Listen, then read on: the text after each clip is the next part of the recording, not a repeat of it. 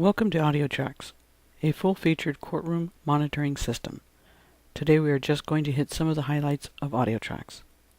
Once you have logged into AudioTrax, you will notice the record, playback, and annotations panels.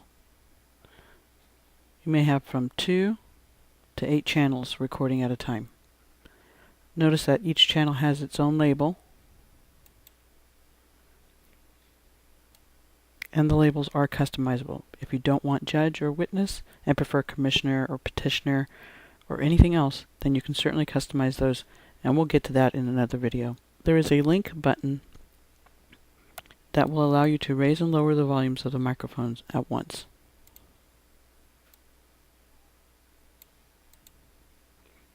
So you can move them up if the room is too quiet, or you can move them down if it's too noisy. The player panel shows us what you can click, and it will play from the beginning.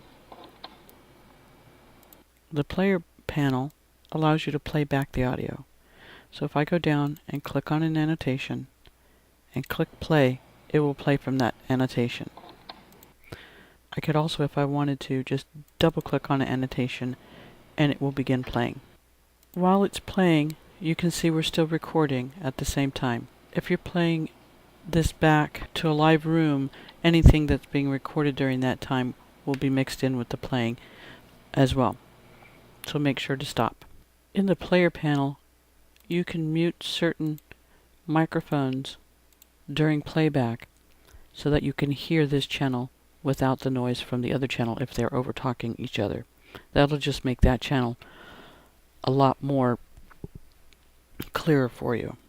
While you're recording, you'll be able to see what state your computer and server are in. It will show you how much free space on the server you have, and also how much local hard drive is available. The indicator at the top of the recorder screen indicates the date and shows you the time of day, as well as indicating whether it's recording or stopped or muted.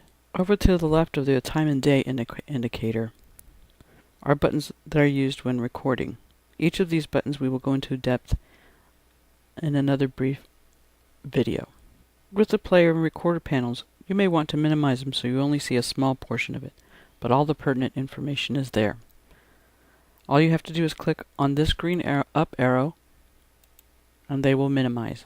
You can just click on those arrows again if you want to expand those back to the way they were. In the annotation window is where the channels are being noted when they're recognized by the AutoNote function of AudioTrax. What AutoNote is doing is listening to each microphone, and when there is someone talking, it will annotate in the annotation window who is speaking by the label of that microphone. So if the witness is speaking, if I mute this microphone here, and the witness is speaking, then what will happen is, as it hears the witness speaking, it will put an annotation in for the witness.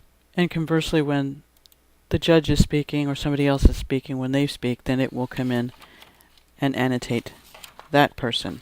You may manually enter notes if you have a monitor that's putting some information in to the annotation, making it a better record.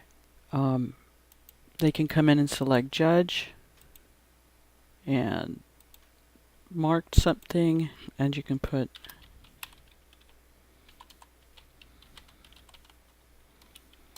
and then simply hit the enter key and that will be inserted in there. We also have quick key buttons over here.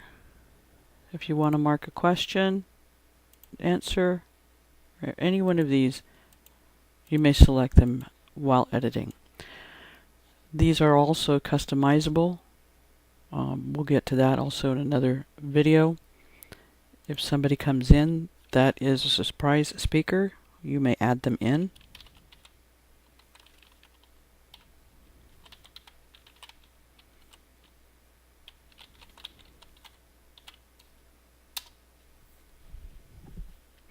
These are just some of the basics that AudioTrax provides in this feature-rich product.